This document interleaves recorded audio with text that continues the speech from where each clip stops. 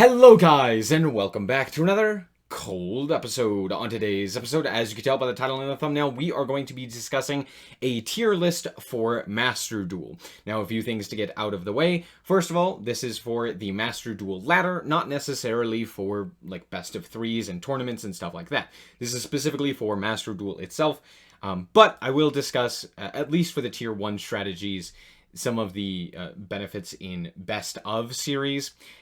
However, with that being said, the other thing that I wanted to mention is the fact that this is just my opinion.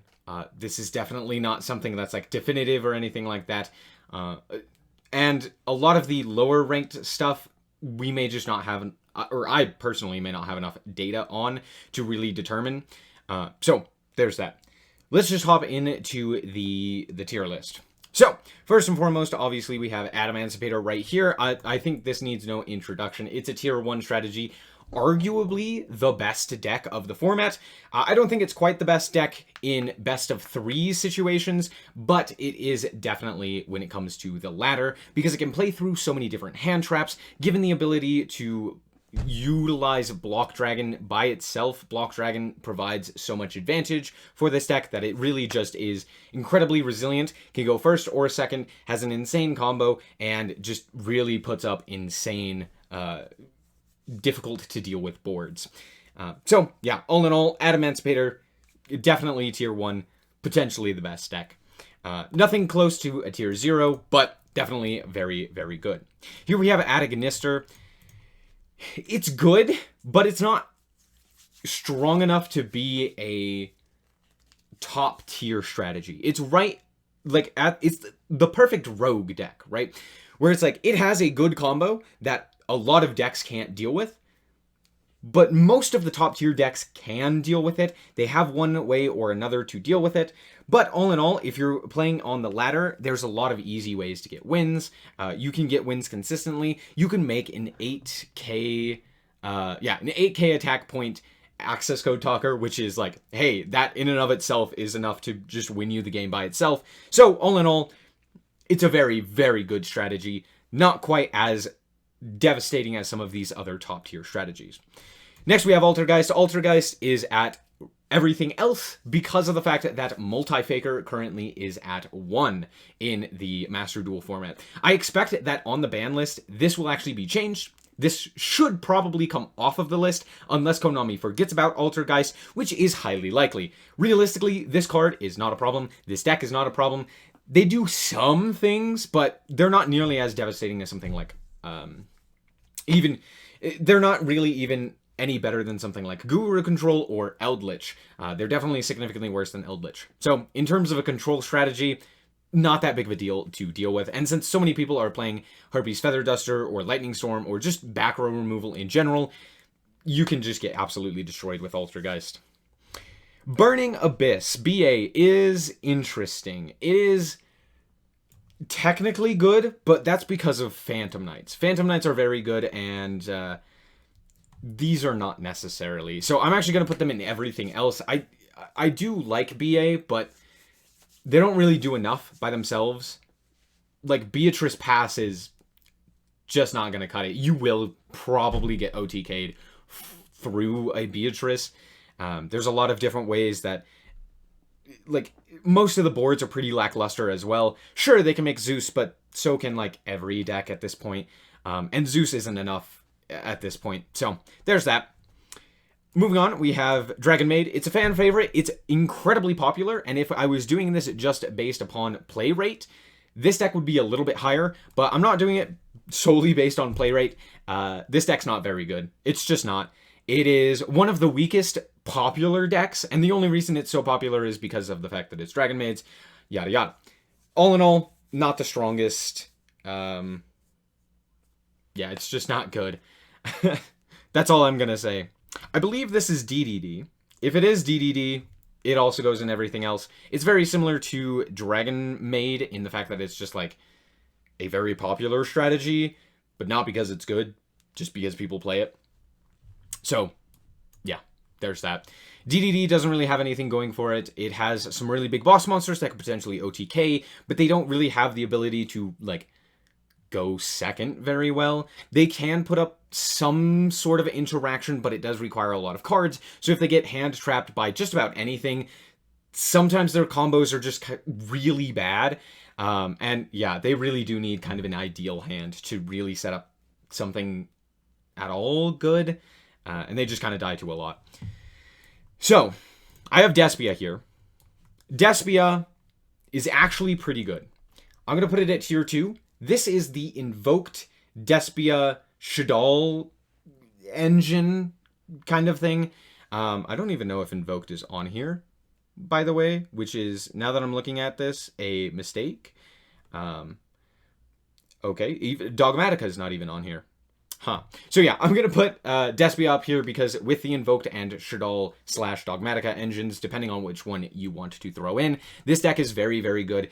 It relies more so on the Invoked and Shadal and stuff like that engine, but all in all, the Despia side is still very competent. It does provide some additional protection and just some very solid game plans. And yeah, I expect it to be a little bit more popular as well. Not quite as popular as a lot of the top tier decks, but still very good. Dinos are very good, and they're good at OTKing, but the reason that they're not tier 1, I should say, is the fact that they just don't quite have that same oomph, right? They can fold to 1 or 2 very specific hand traps. If they're hand trapped at the right spot, they can sometimes just end their combo. If they don't get out like their full combo, it tends to be pretty lackluster. And the thing is, they lose to big board wiping strategies, or, you know, Dark Ruler, Forbidden Droplets, stuff like that. Anything that has like effect and negation from, or like going second potential, can kind of shut them down. But all in all, I think they are still very strong. They can go first, they can go second. It doesn't really matter. Very versatile archetype, and definitely one of the best. I'm actually going to put them above Despia, because I think Despia is probably at the bottom here, potentially in Rogue. But yeah. Here we have zombies. Zombies are very good because of Eldritch, but we're going to talk about Eldritch later. This is more so the Doom King, Baylor Drock, as well as Zombie World. The thing is, with Zombie World specifically, it makes things a lot better for the archetype, and having consistent access to it through Unizombie, through Necroworld Banshee, through the card itself. It makes it very consistent and a very solid option for just like a floodgate, right? You can't tribute monsters, turns everything to zombies, which a lot of decks do have a problem with, like for example Adamantipator. So all in all, it's good. It's just not as consistent. If you don't find Zombie World, you probably just die. You also need Zombie World and another like win condition like Baylor Drock. So you can't just rely on Zombie World. You do need some other plays. And if your Zombie World gets taken out, sometimes that's all you can do and you're just kind of out of the game. So really weak, but has the potential to be a very strong control strategy. And if its strategy works, it just wins. So this Boral Sword, I'm going to say, is like Dragon Link. Dragon Link's very interesting. It's just a very solid combo deck that is a little bit more inconsistent than like Adamantipator, and it's not as durable, right? Things like a Nibiru properly timed can really wipe them out, whereas with Adamantipator, that's not as big of an issue. Gamma at the right time can turn off their entire combo. Even Ash Blossom sometimes can just stop them. Maybe not stop them completely, but at least slow them down enough to where their board is easily beatable. So it's very strong, and if they are able or allowed to combo off completely, they have boards that rival that of Adamantipator, the only other combo deck that really has, you know, the highest or a very high ceiling. So all in all, very, very strong. Not quite the strongest. Drytron is really good in best of ones. If they go first, they kind of just win the game by omni-negating you out of it with a Myriad of Fairies in their hand and Herald of Ultimateness. If they end up going second, they can play through quite a bit of disruption as well, and potentially end on another Herald of Ultimateness with a few negates, which could be just enough to end the game, purely based on, you know, a low resource game where 1 or 2 negates can be enough. So all in all, very, very solid. Not quite as strong or resilient as Adamantipator, and because of the fact that it does rely on having cards in hand for negates, this deck in particular does lose to something like Max C. So, but yeah, all in all, a very, very solid strategy. I'm going to put Eldritch also in tier 1. This might be a little controversial, but there are a lot of strategies that utilize Eldritch, and Eldritch itself is a very, very solid strategy just in general. You can play it with a myriad of floodgates, and it really does just kind of win you games, especially in best of 1 formats. In best of 3s, it's not nearly as good, but it's still putting up a lot of results. And overall, Eldritch is just the best control strategy at the moment. So there you go. I didn't talk about best of 3s with these, but Adamantipator can side in a myriad of different cards and can play a lot of hand traps. So there's that. And then Drytron, same thing. But more importantly, it kind of loses a lot more going second than it does going first. So it's not the greatest. It's still really good in a best of 3 format. Grand Modu is not very good. And the reason being is because it's just a I'm going to punch you really hard type of deck. Or it's a stall kind of strategy. So all in all, it's not the greatest. It's just like a worse version of Eldritch because it's not as recursive. And you really do need to see specific cards like Gizmek. The Gizmek card that banishes. I don't remember. And just like, yeah, anything like that that can just banish a whole bunch of cards and then slap down Grand Modu and punch for game. Pretty simple. Heroes are not very good and they're incredibly expensive. Even in best of 1s, they're just not consistent enough. They lose to Nibiru, which a lot of people are playing because of these decks right here, you know? So they're just not great. They also lose really hard to Max C. There's a lot of people that are playing outs to Dark Law or just, you know, not really losing to Dark Law. They have a really hard time going second. They could still put up decent boards. Not the greatest, but, I mean, some decks literally can't out Dark Law just by itself.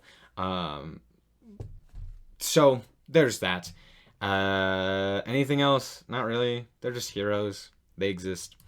Inferno is good. No one is playing it. That's all I'm going to say. It was a top tier strategy. Then they banned Link Cross, which was an insane card. And now the strategy's, it's okay. Yeah, it's probably at least rogue tier in terms of power. Probably tier 2. Just no one is playing it. Infernoids exist. Yeah, I don't know. Infernoids exist. Live Twins are still, I believe they're still missing Sunny Trouble. As soon as they get that, the deck becomes significantly better. And even with that, they'd still only be rogue.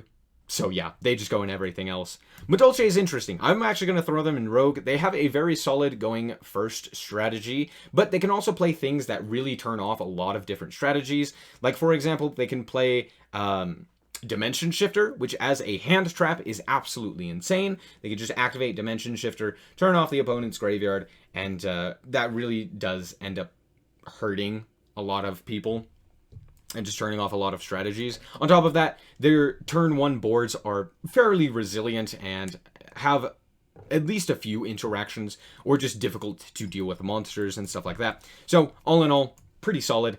Nothing too crazy. I'm actually going to put them above the zombies, but not by much. Mech Knights. Normally this is played with Invoked, and if you're playing Invoked, it's probably a good strategy.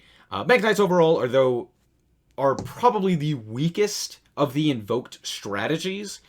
That's not to say that they're not good. They're still playing Invoked. I would probably put them at the top if they are playing Invoked. If it's a pure Mech Knight build, it's probably significantly worse. Mech Knights just, I mean, they rely on going second, which in and of itself is highly detrimental in this current format, seeing as how there are so many ways to just prevent your opponent from doing stuff.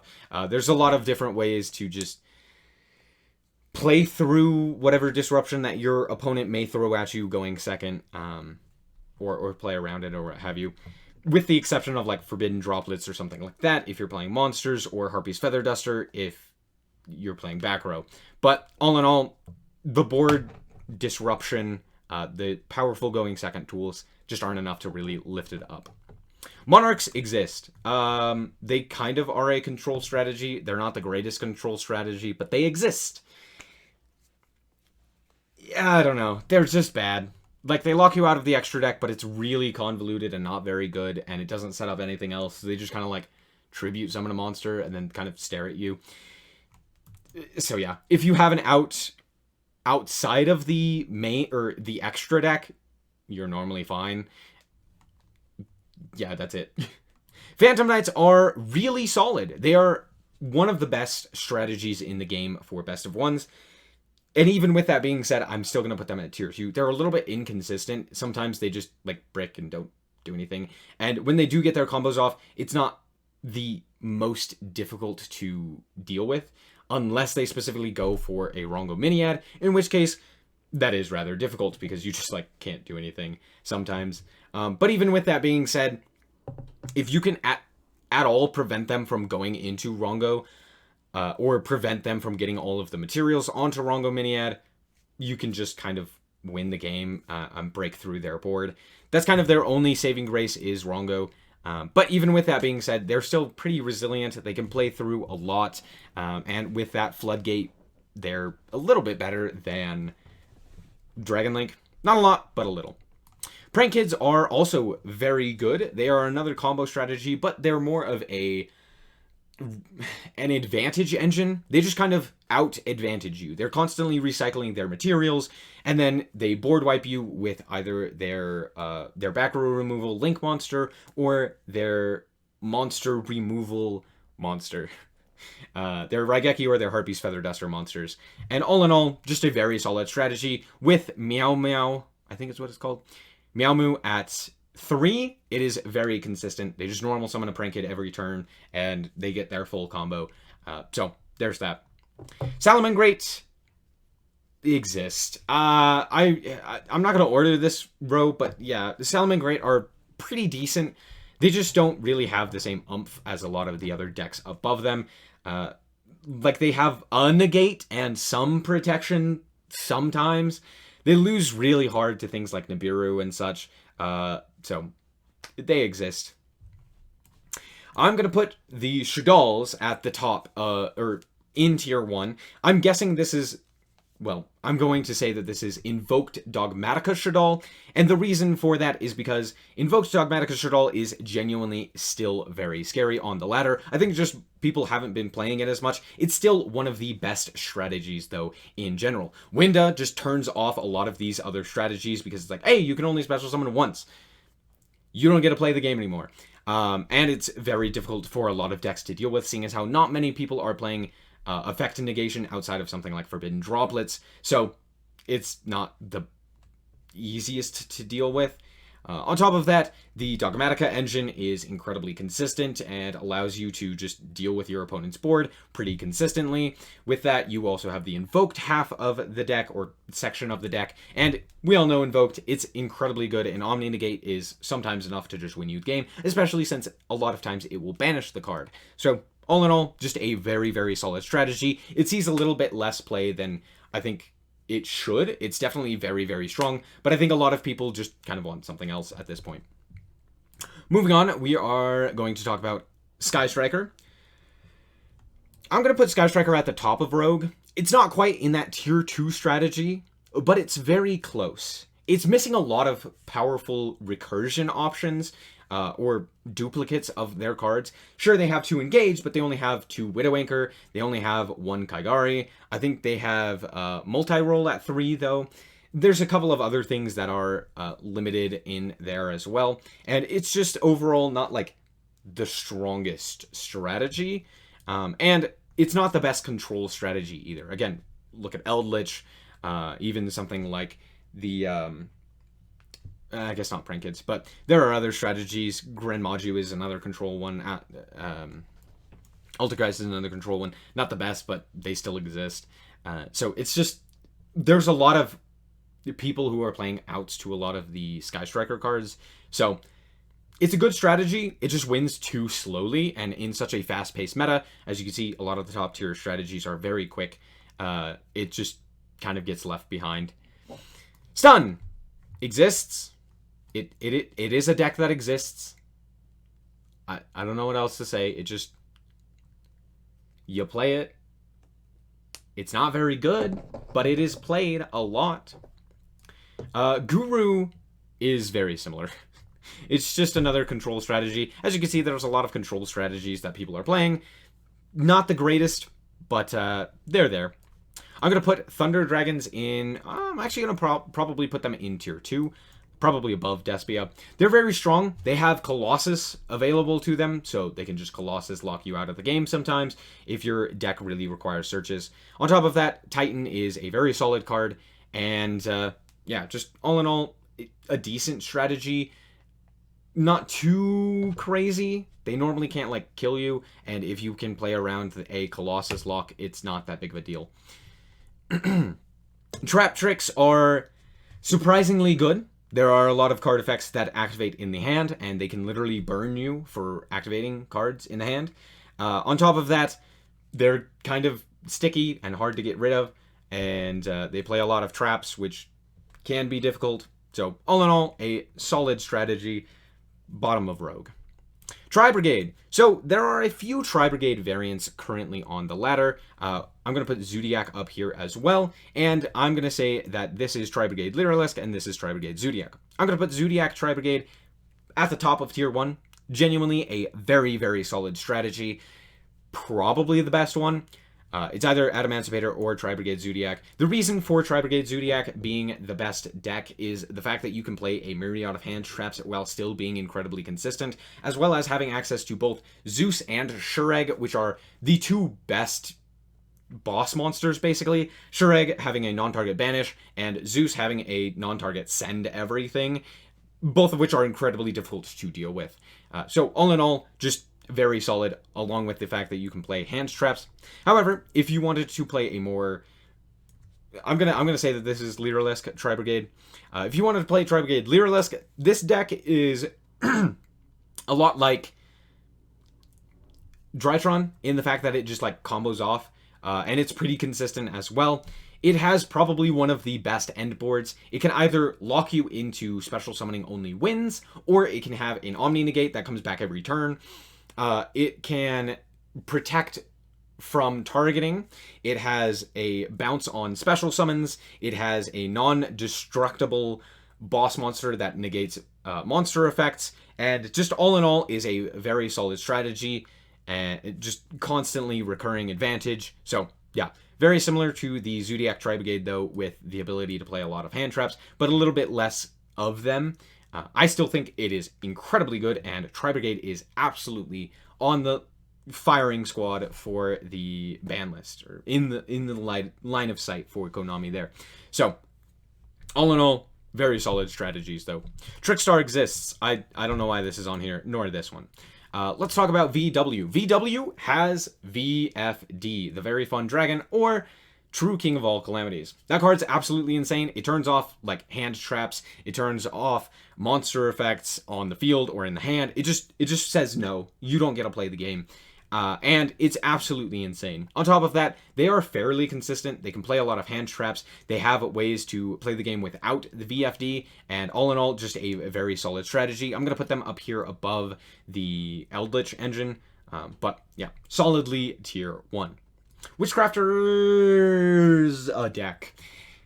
Look, I love Witchcrafter, but it's not very good. I'm just going to say it to you. It's not the strongest.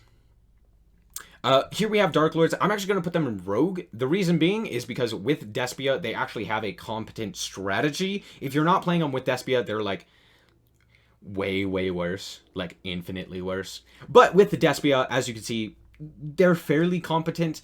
They have a strategy at the very least. They can bring out an untargetable, potentially protected from destruction monster that allows you to constantly recur advantage, bring back things like Superbia or Dramaturg or what have you, fairly consistently as well. So all in all, fairly competent strategy, not the greatest, and definitely loses to hand traps in particular. Evil Eye is a deck that exists. True Draco is actually very, very strong. They have access to Skill Drain. They have access to Monarch's Erupt. They have access to I think they have Mech Knight as well as the other one, Dragonic Diagram, etc., etc. Just a very solid control strategy, one that is slightly better than Skystriker in my opinion. So there you go. Skystriker definitely sees more play though. So yeah, all in all, pretty solid. As for the tier 1 strategies, all of them are fairly decent in best of 3s. I would say that Adamantipator is probably the best deck in terms of best of 3s, with Drytron being the close second. The reason being is just because if you're able to get that one game going first, you know, if you win the die roll, you basically win the match. Going first is so incredibly advantageous for them. So yeah, with that being said though, the Tri-Brigade engines are very consistent, and that's probably why they're winning more. But all in all of these strategies are very solid in best of 3 formats where they can side stuff in. So there you go. But yeah, that's my tier list. I hope that this helped you understand a little bit more of the meta, or maybe helped you understand what decks to play. So that's going to be it for this episode. I hope that you guys did indeed enjoy. If you did, a like is very much so appreciated. And if you want to check out more content like this, as well as more Yu-Gi-Oh!, then just be sure to subscribe. Anyway, thank you guys so much for watching, and remember to always stay frosty. Bye-bye.